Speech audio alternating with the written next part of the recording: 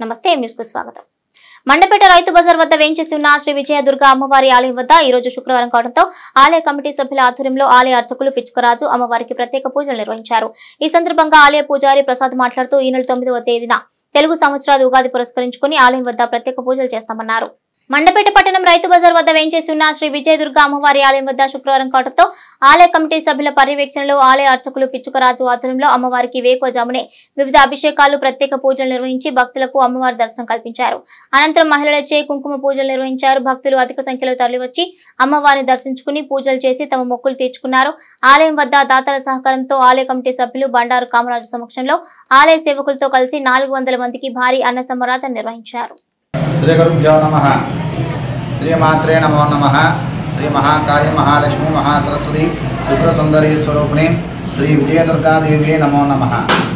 మండపేట రైతు బజార్ వద్ద వేయించేసినటువంటి శ్రీ విజయదుర్గ అమ్మవారి ఆలయంలో శ్రీ జ్యోతినామ సంవత్సర చైత్రశుద్ధ పాడ్యమి అనగా ఇది 9వ తారీఖు 4వ నెల 2024వ సంవత్సరం తేదీ మంగళవారం.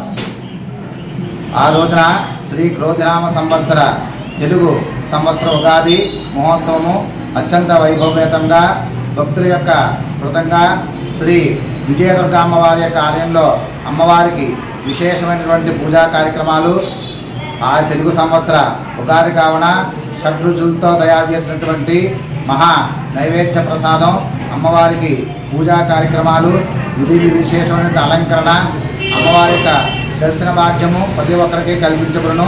కావున ప్రతి ఒక్కరు కూడా దేవాలయం ఇచ్చేసి అమ్మవారి యొక్క ఆ యొక్క దర్శనం చేసుకుని అమ్మవారి యొక్క అలంకరణను ప్రతి ఒక్కరు కూడా కన్నులారా వీక్షించి అమ్మవారి యొక్క తీర్థ ప్రసాదాలు స్వీకరించి ఈ యొక్క కుటుంబ సమేతంగా అమ్మవారికి దర్శన భాగ్యం చేసుకుంటారని కోరుతున్నాము. అలాగే ఆ ఉగాది రోజున మీ యొక్క కుటుంబ సమేతంగా అమ్మవారికి దర్శనం చేసుకుని ఆ యొక్క కొత్త సంవత్సరం ఉగాది రోజున అమ్మవారి యొక్క అనుగ్రహం చేత మీ కుటుంబంలో ఆయురారోగ్యాలు శ్రీ సంపదలు కలిగి ప్రతి ఒక్కరు కూడా సుఖ సంతోషాలతో జీవించాలని ఆ యొక్క అమ్మవారి యొక్క ఆశీస్సులు పొందవలసిందిగా కోరుచున్నాము.